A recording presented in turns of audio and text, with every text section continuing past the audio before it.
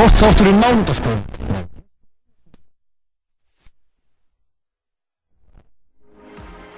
Það held ég nú. Sportþátturinn með ykkur hérna á þessu mánudagskvöldi og já, þá förum við yfir í knattspyrnuna. Já, enski boltasérfræðingurinn minn á þessunni er hann Gunnar Hauksson, þjálfari hjá Fjölni. Heill og sæll félagi. Já, blessaður. Herðu, þannig ég byrja að spyrja þig hérna, já þú ert að þjálfa hjá Fjölni, hvaða flokka ertu með þar? Ég er að þjálfa 3. flokk kalla og 8. flokk kalla. Já, en hvernig er svona, já, stemningin hérna í, já, Grafarvoginum fyrir, já, hjá Fjölnisliðinu? Nú er náttúrulega búið mikið að breytast það ekki, komið nýð þjálfari og fleira? Jó, herru, þetta er bara lítur nokkuð spennandi út. Það er að koma að nýð þjálfari, það gerist nú ekki oft í meistaraflokki kalla allavega. Nei. Gústi Gylfa búinn að vera mjög lengi og Ási þar og undan líka, þannig að það er ekki 10 stjóraskipti þar en ég er gríðarlega spenntur fyrir Ólafur Páli og Gunna, herra Fjölni. Já, það ekki verið í gennum tíðina þarna í Gráfinni, það er búið að vera, já, mikill iðkendafjöldi í knattspyrnu. Er þetta ekki einn stærsta deildin hérna innan Fjölnis? Jú, það er alveg klart mál og við náttúrulega erum Grafarvogurinn náttúrulega er risastórt hverfi, en við viljum alltaf fá fleiri iðkendur, sérstaklega stelpumein, en við erum svo sem að keppa líka við stóra deildir eins og svona innbyrðis, eins og Fjölni, handboltan og körfuboltan sem eru líka mjög stór og sterkar. Já, en það er náttúrulega að breytast núna aðstæður þarna eins og í inn í boltaíþróttunum, að nú er það ekki, já, fáðu svona sitt hvort húsinn nokkuð veginn eða svona geta æft meira? Jú, það passar, það er verið að byggja svona innanhúshús fyrir utan Egilshöllina sem á að fyrir handboltan held ég. Já. Vekarna körfuboltan. Já. En, já, Fjölnismenn, þeir hafa nú verið þekktir í gennum tíðin, en það ekki bara, já, alupp leikmenn sem, já, fara svo í stórlið, jafnvel? Jú, það passar. Það er svona kúltúrinn innan félagsins er sá að gefa ungum efnilegum leikmennum séns, snemma og það er alveg sýnt sig og sanna að hafa menn farið í bæði erlendis og svo stóru liðin hérna á Íslandi. FH hafa tekið nokkra leikmenn frá okkur. Já. En Fjölnir er hins vegar búin að vera í Pepsi-deildinni svona tíma og já, það er svona er ekki bara að fara að stíga skrefið og ennþá lengra og já, fara alla leið? Að taka titilinn? Já. Jú, það er náttúrulega verður alltaf einhvern tímann markmiðið, en svona kannski eins og tímabili fyrra var kannski pínu vonbrigði eftir svona tímabili þar og undan, þar sem við vorum í baráttu með Evrópu. En það er kannski fullsnert að fara að tala einhverja titla núna hjá Fjölni. Ég veit frekar ætti að svona stabilara okkur í deildinni og halda áfram að gefa ungum leikmönnum séns og það er ekki, við vinnur ekki á kjúklingum en gaman að geta búið til leikmenn og komið þeim í atvinnumennsku og elta draumana sína og það er náttúrulega geggjað fyrir mig sem þjálfari í þannig klúbb. En já, ef við áðurum fyrir með enska boltan, þá, já, íslenska landslið núna sem var að taka þessa æfingarleiki, hvernig svona læðast það í þig? Herru, ég verður bara að viðurkenna það, ég sá ekki þá leiki, þetta var alltaf snemma. Já, leiðilegum tíma. Leiðilegum tíma, maður er að þjálfa þarna og eitthvað, en maður heyrði svona af þessu að þetta var svona, kannski ekki alveg på besta hjá okkar mönnum, en landslið, við erum fullt af góða leikmönnum og eins og ég bara sá ekki þessa leiki. En ef þú væri landsþjálfari í dag, þetta er náttúrulega, þú öfundar væntanlega ekkert landsþjálfari, en þetta er erfitt eða ekki að velja í svona hóp? Ég drullu öfundan, ég var alveg til að fara til Rússland frá næstari með þennan hóp sem við höfum. Hann er náttúrulega kannski með sína sterkustu 11, þeir eru alveg klárir, en það er svona, eins og segja, það eru margir leikmenn sem geta fengið gallið og þurfa að sanna sig á næstu mánuðum. Ég var til að sjá mína menn Aron sig og vita einhvern veginn bankaðan upp á, en það virðist vera svolítið langt í það. Já, en já, það er náttúrulega mikið umræðinni mitt með alltaf landsliðið að það þarf að taka kannski 1 eða 2 nýja inn í hópinn unga fyrir, já, Rússland. Já. Hvernig svona er þitt viðhorf á því? Það þurfa að taka inn nýjan. Já. Mér finnst nú bara að hann að velja sína bestu leikmenn hverju sinni, sko. Hverju eru að spila vel og hverju fitta er í landslið. Svo sem treysti Heimi og Helga alveg fyrir því sko. Nákvæmlega. En eins og segi, ég var alveg til að fá einhver ferskurinn í, þá var það Aron Sigur. Já, nákvæmlega.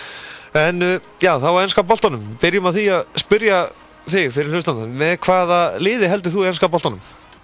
Ég held með Liverpool. Já. Það eru mínir menn og ánægði með úrslit helgarinnar. Já. Þannig að þeir allan að tóku núna góðan sigur gegn Southampton og já, að hífa sig aðeins upp töfluna, en það er það ekki verið væntanlega erfitt að vera Liverpool-aðdáandi hingað til? Jú, það er þeir spila skemmtilega fótbolta og skora mikið af mörkum, en þeir fá líka mikið af mörkum á sig og það er svolítið pirrandi, ég verð alveg að viðurkenna það, en það er gaman að fylgjast með þeim allavega. Já, en hvað er vandamál Liverpool til dæmis til dagsins í dag? Er þetta, já svona, hvað fer mest í taugarnar með Liverpool, ef þú gagnrýnir þitt eigið lið? Já, það er náttúrulega bara fyrst og síðast og það sjá það allir að það er varnarlínan og hún er bara búin að vera slök allavega síðustu 2 tímabil og það hefur ekkert verið keyptur neitt alvöru varnarmaður í Liverpool bara í mörg ár finnst mér. Eins og kaupin á Lovren, mér stóði til þess aldrei einhver stór kaup á varnarmanni. Þannig, og Matip átt að vera einhver stór varnarmaður, en mér finnst hann ekki hylla mig, þannig að það vantar klálega betri varnarmenn og miðverði þarf að segja, einhver svona stöðuga miðverði í vörnina og kannski eitt djúpa miðjumann. Það er svona, ef ég ætti að kaupa einn í liði, þá myndi ég kaupa tvo leikmenn. Já, en nú hefur þjálfarinn verið mikið gagnrýndur að Klopp fyrir að vera að skipta á milli leikja svona markmönnum. Hefur ykkur að skoðan á því? Já, ég hef alveg mikla skoðan á því og ég bara fyrst að mjög skrítið og ég myndi persónulega sjálfur ekki vera í þeim hræringum sko. Ég myndi reyna að finna minn besta markmann sem allra fyrst og treysta honum. Já. En svona skiptingar markmann, þetta virðist vera núna svona í tísku sko, hjá liðum. Sá Manchester United gerði þetta í fyrra með í Evrópadeildinni. En jú, það þarf náttúrulega að gefa þessum markmannum eitthvað smá frí, en þeir eru alveg að geta hölla þetta álag, held ég. En þú ert væntanlega sem Liverpool-maður, þá allan að svona með hvernig deildin fer af stað, þá eru, já, Manchester-liðin, já, allan að Man City, það lítur út fyrir ekkert stöð á, eftir 12 umferðir ekki búin að tapa leik. Nei, og bara frábær fótbolti sem er að spila. Þetta er bara flottur sóknarleikur og góðu varnarleikur líka. Þannig að þeir eru, eins og segir, óstöðandi eins og er. En menn eru þeir sem halda ekki með City, þeir eru að vona að þeir koksi þarna í jólatörninni. En ég sé ekkert sem stoppa þá allavega í næstu leikjum. Þannig að þú sér fyrir bara City þeir lyfta titlinum í vor? Já, ég held að það verði alveg nokkuð ljóst. Hinn liðin eiga bara lengra í land. Nema þeir fari illa út úr þessu jólasísoni sem er að fara að byrja. En ég trúi ekki öðru en að Pep Guardiola sigli þessu með þetta lið sem hann er með, sem er bara gríðarlega sterkt og hann er náttúrulega með bara besta leikmann deildarinnar, De Bruyne, sem getur bara skorað vilt, virðist vera. Já, en ef þú horfir, töfluna, það er náttúrulega Manchester United í öðru sæti með 26 stig eftir, nú eru 12 umferðir búnar. Já. Chelsea kemur einu stigi eftir með 25, Tottenham Hotspur í fjórða með 23, svo kemur Liverpool, Arsenal og Burnley með 22 stig. Já, þeir eru, þetta ekki spútnisliði í ár, virðist vera. Það er bara, þeir eru að spila bara skemmtilegan fótbolta og árangursríkan og gaman að sjá Jóhann Berg vera að spila stórt hlutverk í þessu liði, þannig að en maður veit ekki hvað þetta endist lengi, en þetta er bara virkilega gaman að sjá svona lið vera þarna berjast Evrópusæti. Og hvað segirðu fyrir þér núna? Já, það er náttúrulega United, Chelsea, Tottenham og Liverpool, Arsenal, og er Burnley að fara að halda áfram að berjast jafnvel Evrópusæti með þeim? Nei, ég held að það verði ekki svoleiðis. Þeir verði ekki hérna í að berjast með þeim, held ég. Ég trúi því ekki, en ég held að þetta verði að milli þessar liða sem þú taldir hérna upp fyrstu 7. Já, nákvæmlega. En þetta er náttúrulega hrikalega gott deild, en svona það þarf að lítið út að bera náttúrulega það jólartörnið, það er náttúrulega kannski skiptir öllu núna. Já, menn liðið þurfa að gíra sig vel fyrir það á Englandi og þetta er alveg svakalegt prógram sem liðin að fara í og spila þétt og sem bara gríðarlega gaman fyrir okkur áhorfendurna en ég get alveg trúa því og menn það alveg að kvarta yfir að þetta svolítið þreytt svona sérstaklega þeir sem þekkið ekki ég sá að Klopp var eitthvað að gagnrýna þetta og þeir sem að koma úr svona deildu sem eru í fríi yfirleitt á þessu tíma en ég elska þetta er geggjað. En já, þú horfir svona, ef við förum til Íslendingisins stærstu stjörnur okkar, Gylfa Sigurðsson, þetta búið að vera skrautlegt tímabil í honum í Everton. Maður bjóst við þeim óvar, eða ekki? Hvað segirðu? Maður bjóst við þeim óvar. Maður bjóst við þeim óvar með hann innanborðs og maður hélt svona að Rúni myndi koma sig í gangi sínu uppeldisfélagi en það virðist vera eitthvað þungi yfir Everton og Gylfi ekki alveg að ná sig greið kallinn að vera aftur í svona esinni með lið maður held að hann var að fara að taka stærra stökk frá Swansea en ég trúi því að þeir þurfa svo að finna sér stjóra en ég held að þeir náðu að koma sér aðeins klóra sér upp töfluna þeir held ég falla aldrei Nei, en svo náttúrulega eftir jólatörni, það kemur þessi janúargluggi sérðu eitthvað óvænt fara að gerast þar þá? Já, þessi gluggi svolítið skrítinn. Ég bara vona að Mittli gera eitthvað í glugga. Þeir hafa oft keypt ágætis leikmenn í janúar. En ég veit ekki, það er náttúrulega verið að orða þennan Van Dijk hjá Southampton endalaust við Liverpool. Þannig þeir þurfa að kaupa sér varnarmann, það er alveg klárt. En ég veit svo sem ekki alveg hvaða varnarmann það er sem er á lausu. En ég veit ekki, einhver lið þurfa að styrkja sig og kaupa eitthvað leikmenn.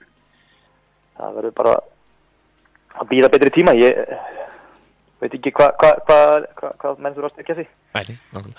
En þá kemur náttúrulega spurningi sem við spyr alla sem eru spekingar hérna. Hvernig kemur það til að þú haldir við Liverpool? Það er nú bara mjög einfalt. Pabbi heldur með Liverpool og hefur haldið alla tíð og ég ólst bara upp við það og það var ekkert annað í boði heima hjá mér heldur en að halda með þeim og það hefur tekið á, ég verði ekki það. Og hvað var svona, já, hvað stjörnur voru þá helst svona þegar þú byrjar að fylgjast með þessu að mikilli athygli? Michael Owen þegar hann var upp á sitt besta hjá Liverpool þegar hann byrjaði náttúrulega bara 18 ára að spila og skora grimmt þannig að hann var svona uppáhalds leikmaður til að byrja með en svo náttúrulega tók Steven Gerrard við keflinu. Áður en ég sleppti þér, fara aftur aðeins í Fjölni, hvernig er svona, framtíð þar, eru þið með mikið efnilegu leikmönnum sem eru að fara að banka á meistaraflokksdeildina núna? Já, alveg hauga efnilegu leikmönnum sem eru í Fjölni, það er alveg klárt en eins og ég segi, það er náttúrulega stórt skref að koma til dæmis úr öðrum flokki og fara að spila meistaraflokksfótbolta, sérstaklega í Pepsi-deildinni, þannig að það þurfa að bæta sig mikið í vetur og þroskast og allan pakkan. Þannig að eins og bara Mittli í fyrra 2001 árgangurinn eru Íslandsmeistarar og bikarmeistarar. Það eru gríðarlega efnilegir leikmenn sem eru nú þegar að byrja að æfa með meistaraflokkunum og spila líklega eitthvað í bósbikarnum þar fá þeir tækifæri til að sanna sig. Þannig að ég fyrir þeirra hönd vona ég að þeir verði sannið sér það að þeir bara komist í æfingahópum meistaraflokkunum og jafnvel fá okkur mínútur í sumar. Það eru það ekki mikla freistingar samt sem að bíða ungu leikmanna, það eru í bænum, það virkar oft þannig það ekki að það er oft tala við einn og unga leikmenn sem að, já eins og þú ert búin að koma inn á, það eru margir Fjölnismenn búin að fara yfir í FH og fleira. Já, það er Fjölni náttúrulega verður alltaf bara, er svona litla lið í Pepsi-deildinni, það er bara alveg klárt og sagan er náttúrulega miklu minni og kannski peningarnir líka. Sem eru í þessu stóru liðum FH, KR, Stjörnunni og Val, þannig að það freistar náttúrulega marga ef þeir geta boðið betur en ég myndi telja að Fjölni væri eitt af klúbbunum í Pepsi-deildinni fyrir allavega unga leikmenn og íslenska leikmenn sem vilja sanna sig og ná langt í þessu. Okay. En við erum náttúrulega líka með fullt af heimamönnum sem eru líka hungraðir í að spila fyrir Fjölni þannig að það eru bjartir tímar í Fjölni og ég er gríðarlega spenntur fyrir þessu tímabili með Óla og Gunnar Má í þjálfarteyminu. Svo spyr ég að sjálfsögðu þitt lið í enska boltanum Liverpool, hvað enda þeir í vor? Þó að sé nú bara 12 umferðir búnar náttúrulega. Já, herru, ég vona bara að þeir endi í 4. sæti. Þeir náðu meistaradeildinni. Það er búið að vera svolítið eyðimörku ganga með þá gríðarlega mikil aðdáandi á meistaradeildinni og fylgist með henni mikið og ég vil að mitt lið verði þar, þannig að ég sé ekki að þeir séu að fara að vera einhverjum toppbaráttu lengi, en við vona það, en ég held að 4. sæti. Það getur vel við ef við náum því. Munið þið lyfta ykkur titlum? Herru, tökum við ekki bara byggarinn. 4. sæti byggarinn, það var frábært tímabil. Já, nákvæmlega. Gunnar Hauksson, þakka kærlega fyrir að gefa okkur tíma og bestu kveður. Herru, bestu kveður. Takk svo veist, blessaður. Já, Gunnar Hauksson, enski boltaspekingurinn minna. Þessu sinni þjálfari hjá Fjölni, stór efnilegur hópur sem hann er með inn á Fjölnis árgangu 2001 Íslands og bikarmeistarar og já, það er nú heldur betur bjart framundan í Grafarvoginum og vonandi að hópurinn haldist saman einmitt og Fjölni verði stórveldi í Pepsi-deildinni, þó þeir síðu það náttúrulega stórveldi Fjölni. En já, við ætlum næst að fara í körfuknattleikinn og já, við ætlum að ræða allt sem tengist körfubolta á, við erum að velja A-landsliðshópinn í kalla núna fyrir undankeppni og svo einnig er náttúrulega komið pása núna í deildunum heima. Síðasti leikurinn fór fram í kvöld þar sem að Þór Þorláksson hafði betur gett Val 78-68 og eru Þórsliðin 2 frá Akureyri og Þorláksson jöfna stigum þá núna í deildinni með 4 stig. Andri Þór Kristinsson, þjálfari hjá Blikum, verður á línunni og vonandi skafar hann ekki af sínum skoðunum.